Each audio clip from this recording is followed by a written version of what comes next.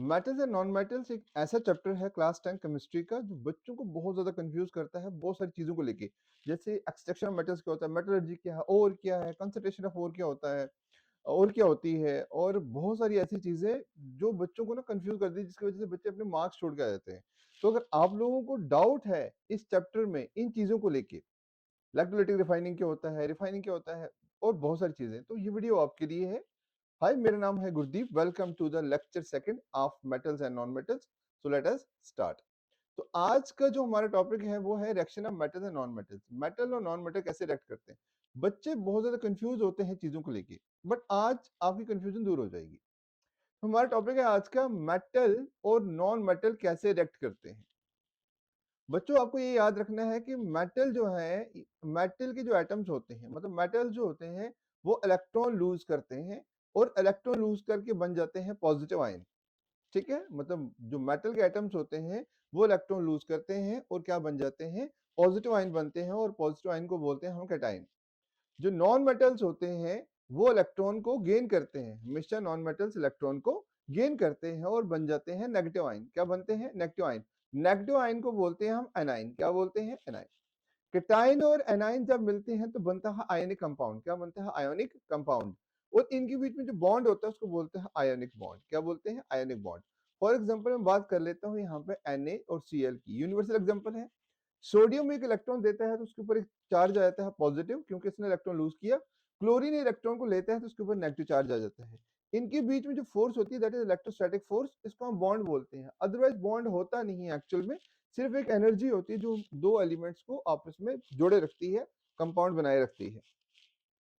So next we have कि metal और non metal react कैसे करते हैं, एक एग्जांपल के साथ समझते हैं। सोडियम के पास है 11 इलेक्ट्रॉन, क्लोरीन के पास है 17 इलेक्ट्रॉन। इलेक्ट्रॉनिक कॉन्फ़िगरेशन क्या है सोडियम की, 2 8 1, मतलब इसकी बाहर वाली शेल में है 1 इलेक्ट्रॉन। क्लोरीन की बाहर वाली शेल में है 7 इलेक्ट्रॉन।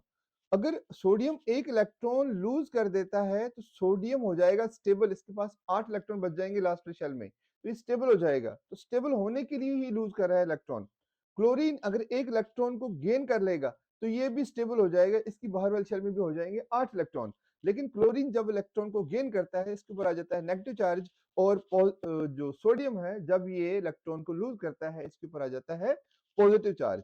तो जब सोडियम और क्लोरीन आपस में मिलते हैं तो एक कंपाउंड बनता है जिसको हम बोलते हैं सोडियम क्लोराइड।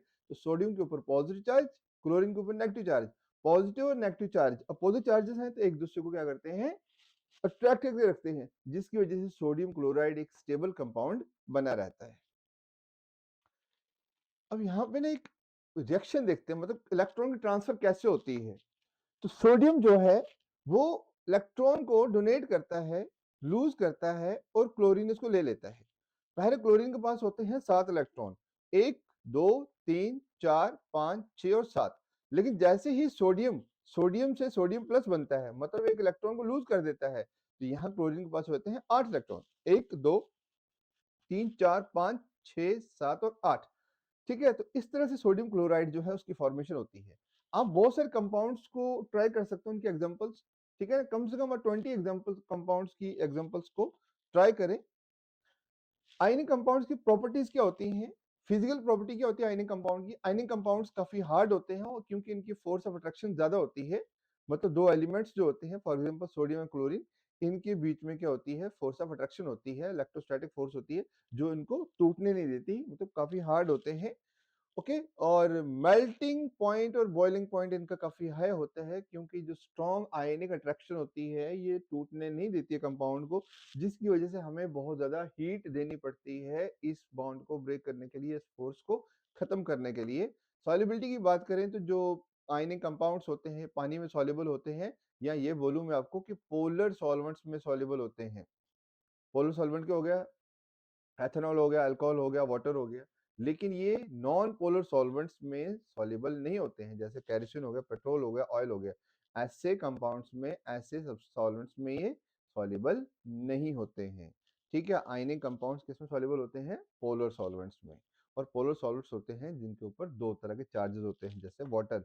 वाटर के ऊपर कौन सा चार्ज होता है, H पॉजिटिव और O नेगेटिव। H पॉजिटिव और O नेगेटिव चार्ज होते हैं ना, क्योंकि H2O होता है, right. So conduction of electricity, ionic compounds जो होते हैं वो सॉलिड स्टेट में इलेक्ट्रिसिटी कंडक्ट नहीं करते हैं क्योंकि इनके आयंस फिक्स्ड होते हैं, आयंस फ्री नहीं होते। तो आयंस फ्री ना होने की वजह से इलेक्ट्रिसिटी को कंडक्ट नहीं कर सकते सॉलिड स्टेट में। तो कौन सी स्टेट में करते हैं सर? बच्चों ये करते हैं इलेक्ट्रिसिटी कंडक्ट मोल्टन स्टेट में। कौन सी स्टेट में करते हैं? मोल्टन स्टेट में, मतलब पिघली हुई अवस्था में। Got my point? So occurrence of metals, metals कैसे अकर होते हैं, मेटल्स हमें कैसे मिलते हैं? एलिमेंट या कंपाउंड जो होते हैं वो नेचर में अर्थ की क्रस्ट में नेचुरली अकर होते हैं। मतलब जो मिनरल है, जो एलिमेंट है, वो एलिमेंट या कंपाउंड नेचुरली अकर होते हैं अर्थ की क्रस्ट में। और जिस मिनरल से हमें मेटल काफी हाई परसेंटेज में मिलता हो, ऐसे मिनरल को हम बोलते हैं और। मतलब जिस मिनरल में मेटल अच्छी खासी परसेंटेज में है कि हमें वहां से एक्सट्रैक्ट करने पे प्रॉफिट होगा, तो ऐसे मिनरल को हम बोलते हैं और। और एक चीज याद रखो बच्चों, और हर एक और मिनरल होती है, लेकिन हर एक मिनरल और नहीं होती है, क्योंकि हर एक मिनरल में इतना मेटल नहीं होता है कि हम उसको एक्सट्रैक्ट करें। क्योंकि अगर उसमें कम मेटल है, हम उसको एक्सट्रैक्ट करेंगे, हमारा खर्चा ज्यादा आएगा निकालने का, लेकिन हमें प्रॉफिट कुछ नहीं होगा। इसीलिए हाई परसेंटेज ऑफ मेटल होना जरूरी है मिनरल में, अगर उसको और बनना है। So every ore is a mineral, but every mineral is not a ore. इस चीज को याद रखेंगे। मेटल जो है नेचर में कैसे एग्जिस्ट करते हैं? जो हाई रिएक्टिविटी सीरीज वाले मेटल्स हैं, जैसे sodium, potassium, calcium, magnesium, aluminium, इनको मैंने रेड में मार्क किया हुआ है क्योंकि ये हैं मोस्ट रिएक्टिव मेटल्स और ये कंबाइंड स्टेट में पाए जाते हैं। नाइट्रेट, सल्फाइड, कार्बोनेट किसी भी कंडीशन में पाए जा सकते हैं, ठीक है ना। और इन सबकी डिफरेंट डिफरेंट ओर्स होती हैं। और इनकी मेटलर्जी कैसे करते हैं हम? इलेक्ट्रोलिसिस से। मेटलर्जी क्या होता है? Extraction of metals from the earth's crust. So zinc, iron और लेड ये मॉडरेट रिएक्टिव मेटल्स हैं, जो इतने ज्यादा रिएक्ट नहीं करते हैं। ये भी कंबाइंड स्टेट्स में पाए जाते हैं। ये सल्फाइड या ऑक्साइड ओर्स में पाए जाते हैं। इनको हम करते हैं कैल्सिनेशन या रोस्टिंग। कॉपर जो है कभी कभी फ्री स्टेट में पाया जाता है, जैसे यूएसए में जो कुछ ओर्स हैं कॉपर की, जहाँ कॉपर फ्री स्टेट में पाया जाता है। क्यों? कॉपर लीस्ट रिएक्टिव है, कम रिएक्टिव करता है, कम रिएक्टिव वाला एलिमेंट है, तो कभी कभी ये फ्री स्टेट में पाया जाता है, मतलब किसी के साथ कंबाइन नहीं होता है, प्योर कॉपर ही होता है, ठीक है। तो कॉपर फ्री स्टेट में पाया जाता है और कंबाइंड स्टेट में पाया जाता है। और जनरली इसकी जो ओर्स होती हैं वो कार्बोनेट ओर्स होती हैं। और जो मरकरी है, सिल्वर है, गोल्ड है, ये लीस्ट रिएक्टिव मेटल्स हैं और मैक्सिमम टाइम पे ये फ्री स्टेट में ही पाए जाते हैं। और इनकी ओर जो होती है सल्फाइड या ऑक्साइड होती है, और इनकी हम रोस्टिंग भी कर सकते हैं, ठीक है। तो अब देखते हैं हम रोस्टिंग। और चलिए पहले देखते हैं हमारे पास जब हम मेटल को एक्सट्रैक्ट करते हैं तो क्या स्टेप्स हमें इन्वॉल्व होते हैं। तो सबसे पहले तो हमें मिलती है ओर। जब भी हम एक्सट्रैक्ट करते हैं मेटल्स को, तो एक्सट्रैक्शन से पहले हमारा पहला स्टेप क्या आता है? हमें मिलेगा मिनरल। अगर मिनरल में अच्छा खासा मेटल है तो हम उसको हम बोलेंगे ओर। फिर ओर में अगर हमें मेटल मिल गया तो नेक्स्ट स्टेप क्या हमारा? जो मेटल्स हाई एक्टिविटी सीरीज वाले होंगी, मतलब अगर हमें और ऐसे मेटल्स की मिली जो हाई एक्टिविटी सीरीज वाले मेटल्स हैं, उनकी इलेक्ट्रोलिसिस करेंगे और प्योर मेटल हमारे पास ऑब्टेन होगा। अगर उस ओर में ऐसे मेटल्स हैं जो मीडियम रिएक्टिविटी सीरीज वाले हैं, जैसे आयरन, लेड और एक और मैंने बताया था आपको, ठीक है ना। अगर ऐसे वाले मेटल्स हैं जो मॉडरेट रिएक्टिविटी सीरीज है, ठीक है, तो उसका क्या करेंगे हम? उसको हम दो पार्ट्स में कन्वर्ट करते हैं। अगर तो वो कार्बोनेट ओर में है, उसकी कैल्सिनेशन करते हैं।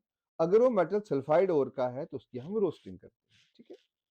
और चाहे कैल्सिनेशन करें हम, चाहे रोस्टिंग करें, आफ्टर ऑल जो मेटल है वो उस ऑक्साइड में कन्वर्ट हो जाता है। चाहे रोस्टिंग की बात करें, चाहे कैल्सिनेशन की बात करें, मेटल किस में कन्वर्ट हो जाता है? उसके ऑक्साइड में। फिर ऑक्साइड से हम मेटल को रिड्यूस कर देते हैं सॉलिड मेटल में, और लास्ट में होती है हमारे पास रिफाइनिंग। अगर लो रिएक्टिविटी वाला मेटल हो हमारे पास, जैसे सल्फाइड ओर में होगा, तो उसकी रोस्टिंग करेंगे, उसके बाद मेटल हमारे को मिलेगा और मेटल की लास्ट में हम रिफाइनिंग करेंगे। तो इस तरह स्टेप बाय स्टेप समझते हैं। अब हम समझते हैं कि कैल्सिनेशन और रोस्टिंग क्या होता है। कैल्सिनेशन एक ऐसा प्रोसेस है, कैल्सिनेशन एक ऐसा प्रोसेस है, let me change the pen, okay, ठीक है चलो।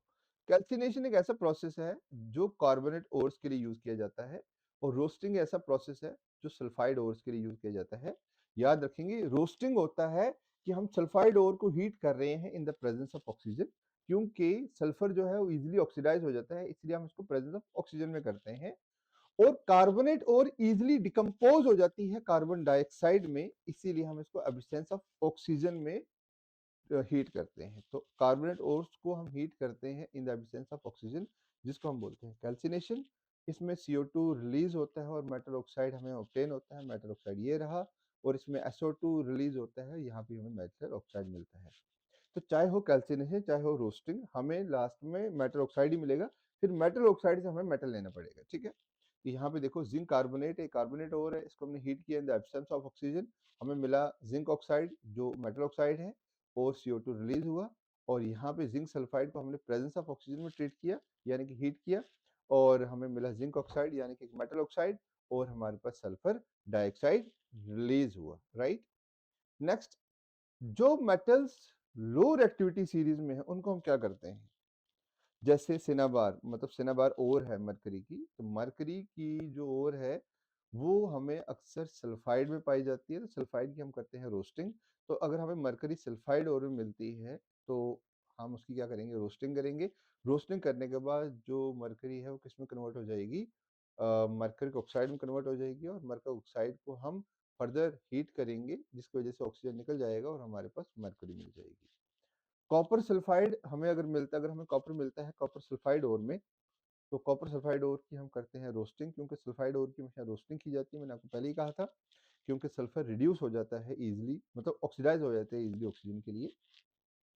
कॉपर ऑक्साइड बनेगा, फिर कॉपर ऑक्साइड को फर्दर हीट करके हम कॉपर ऑब्टेन करेंगे। तो ये है रिएक्शन, जिस रिएक्शन को आप समझें और इसको फिर करें। देखिए सिल्वर, हमारे पास मरकरी सिनाबार, यानी कि हमारे पास मरकरी सल्फाइड था HgS, इसको हमने ऑक्सीजन की प्रेजेंस में हीट किया, हमारे पास बना मरकरी ऑक्साइड, और मरकरी ऑक्साइड को हमने फर्दर हीट किया और हमारे पास बना मरकरी और ऑक्सीजन, ठीक है।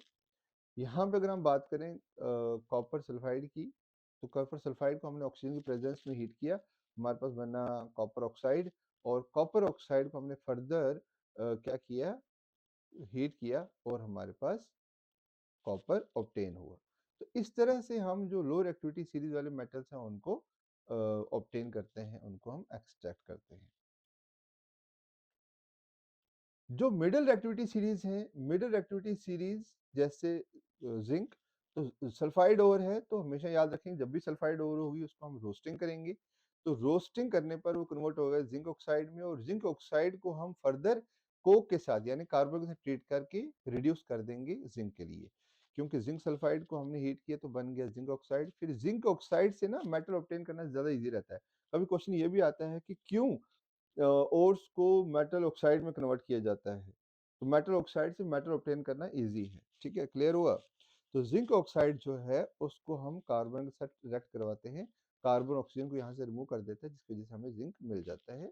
और यहाँ पे जिंक कार्बोनेट और है, और कार्बोनेट और है इसलिए हमने कैल्सिनेशन की, कार्बोनेट डिकम्पोज हो जाता है, कार्बोनेट डिकम्पोज हो जाता है, हाँ, कार्बोनेट जो है वो डिकम्पोज हो जाता है और उसका बन जाता है जिंक, मतलब ऑक्साइड, और CO2 रिलीज होता है। फिर जिंक ऑक्साइड को हम ट्रीट करेंगे कार्बन के साथ और हमें मिलेगा जिंक और कार्बन मोनोऑक्साइड, ये CO2 नहीं है CO है, कार्बन मोनोऑक्साइड यहाँ पे हमारे पास बनेगा, और जिंक मेटल हमारे पास मिल जाएगा हमें। तो कोक जो है, कार्बन जो है एक रिड्यूसिंग एजेंट है जो ऑक्सीजन को निकाल देता है कंपाउंड में से, क्लियर हुआ। अब हमारे पास एक आती है reaction, thermite reaction. Thermite reaction क्या है, ये भी एक प्रोसेस है हमारे पास मेटल को एक्सट्रैक्ट करने का। जैसे हम यहाँ पे को यूज कर रहे थे, जैसे हमने हमने किया ना थोड़ी देर पहले कि ZNO+C, तो इससे हमें क्या बना, हमारे पास Zn ऑक्सीजन बना और हमारे पास कार्बन मोनोऑक्साइड बन गया, ठीक है। हमने क्या किया, हमने कार्बन को यूज किया ऑक्सीजन को रिमूव करने के लिए। तो थर्माइट ओर में हम क्या करते हैं, ज्यादा रिएक्टिव एलिमेंट को रिएक्ट करवाते हैं लो रिएक्टिव एलिमेंट के साथ, जिसकी वजह से वो डिस्प्लेस कर देता है उसको, ठीक है। तो हाई रिएक्टिविटी मेटल जैसे सोडियम, कैल्शियम, एल्यूमिनियम, इनको हम as a reducing agent use करते हैं, सो दैट कि जो मेटल है उसके ऑक्साइड से वो डिस्प्लेस हो जाए। जैसे मैग्नीज ऑक्साइड, मैग्नीज एक लो रिएक्टिविटी सीरीज का मेटल है, एल्यूमिनियम जो है हाई रिएक्टिविटी सीरीज का मेटल है। एल्यूमिनियम क्या करता है, ऑक्सीजन को यहाँ से रिमूव कर देता है, जिसकी वजह से हमारे पास मैग्नीज जो है वो लिक्विड स्टेट में मतलब आ जाता है। आई मीन टू से मैग्नीज हमारे पास सेपरेट हो जाता है और एल्यूमिनियम ऑक्साइड बनता है।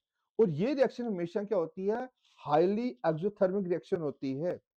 और इसी चीज़ का फ़ायदा हम उठाते हैं, आयरन ऑक्साइड को हम रिएक्ट करवाते हैं एल्यूमीनियम के साथ, एल्यूमीनियम ऑक्सीजन को यहाँ से रिमूव कर देता है और हमारे पास आयरन लिक्विड फॉर्म में आ जाता है और लिक्विड फॉर्म की आयरन को हम यूज़ करते हैं रेलवे ट्रैक्स को जॉइन करने में। इसको बोलते हैं थर्माइट रिएक्शन। थर्माइट इसलिए बोलते हैं क्योंकि इसमें हमारे पास हीट रिलीज़ होती है। This is displacement reaction and highly exothermic. Clear हुआ? अब हमारे पास एक चीज़ आती है कि जो मेटल्स टॉप रिएक्टिविटी सीरीज की हैं, उनको हम कैसे ऑब्टेन करते हैं? बच्चों एक चीज़ बताऊँ मैं आपको, जैसे सोडियम, कैल्शियम, मैग्नीशियम, एल्यूमीनियम, इनकी हम इलेक्ट्रोलिसिस करते तो हैं, लेकिन इसकी इलेक्ट्रोलिसिस जो होती है वो वाटर के साथ नहीं करी जाती। मैं आपको आगे जाके समझाता हूँ वाटर के साथ करी जाती है और क्या मतलब है। कहने का मतलब ये है कि जो ये मेटल्स होते हैं इनके इनके मोल्टन साल्ट के साथ, मतलब इनको एक्सट्रैक्ट किया जाता है इनके मोल्टन सॉल्ट में से, ठीक है ना? यानी कि इसमें किया जाता है, हम वाटर को यूज़ नहीं करते हैं, हम मोल्टन सॉल्ट को यूज़ करते हैं इनको एक्सट्रैक्ट करने के लिए through the process of electrolysis. ये डिफरेंट प्रोसेस है, जो हम नॉर्मल इलेक्ट्रोलिसिस पढ़ते आ रहे हैं छोटी क्लासेस से, उससे ये प्रोसेस थोड़ा डिफरेंट है। इसमें हम एक्चुअल वाटर का यूज़ नहीं करते। उसका रीज़न ये है, जैसे मान लीजिए अगर हम सोडियम को वाटर के साथ रिएक्ट करवाएंगे, तो सोडियम तो हाइड्रोजन से ज़्यादा रिएक्टिव है, वो हाइड्रोजन को डिस्प्लेस कर देगा, खुद तो रिड्यूस नहीं हो पाएगा, है ना? तो जिसकी वजह से हमारे पास सोडियम ऑब्टेन नहीं होगा। तो सिंपल हमने कहने का मतलब ये है कि जो हाई रिएक्टिविटी सीरीज वाले मेटल्स होते हैं, जैसे सोडियम, पोटेशियम, कैल्शियम, इनको हम उनके मेटल सॉल्ट से ऑब्टेन करते हैं through the process of electrolysis. जो नॉर्मल इलेक्ट्रोलिसिस होता है वो आपके सामने मैं दिखा रहा हूँ आपको। ये हमारे पास एक बीकर है, बीकर के अंदर वाटर है, वाटर के अंदर हमने एक सॉल्ट डाला है, इसी वाटर की बात कर रहा था मैं। इस तरह से हम टॉप रिएक्टिविटी सीरीज वाले मेटल्स को रिफाइन नहीं करते हैं। इस तरह से किए जाते हैं कौन से मेटल? जिंक हो गया, लेड हो गया, आयरन हो गया, कॉपर हो गया, सिल्वर हो गया, ऐसे मेटल्स को हम क्या करते हैं? रिफाइनिंग करते हैं।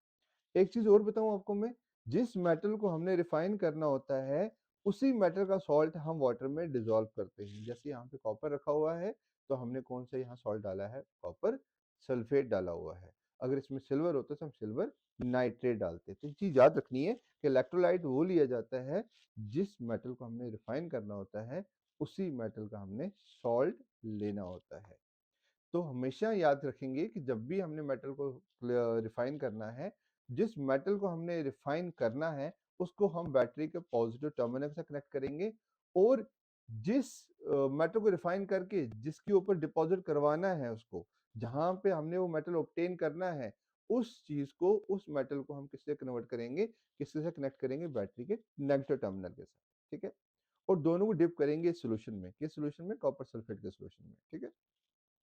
जब करंट पास होगा तो यहाँ से कॉपर के आयंस आएंगे और इसके ऊपर डिपॉजिट होते जाएंगे। एक टाइम ऐसा आएगा, ये रॉड जो है पूरी मोटी हो जाएगी, क्योंकि सारे का सारा कॉपर आके इसके ऊपर डिपॉजिट हो जाएगा और यहाँ से कॉपर खत्म होता जाएगा और यहाँ से कॉपर खत्म होगा और सारी गंदगी नीचे गिरती जाएगी, क्योंकि गंदगी जो है वो इलेक्ट्रिसिटी कंडक्ट नहीं करेगी। तो जो ही गंदगी यहाँ पे गिरी, क्योंकि इम्प्योर था ना ये मेटल, इम्प्योर था ये मेटल जो एनोड के साथ कनेक्टेड था, तो इम्प्योर था क्योंकि इसके अंदर गंदगी थी। ये गंदगी जो जहाँ पे गिर रही है, यहाँ पे इम्प्योरिटी जो यहाँ गिर रही है, इनको हम बोलते हैं एनोड मड। इस इम्प्योरिटीज को क्या बोलते हैं? एनोड मड बोलते हैं इसको। क्लियर हुआ? इस चीज को ना हमेशा याद रखना है, जो चीज मैंने अभी आपको बात बताई। क्लियर हुआ?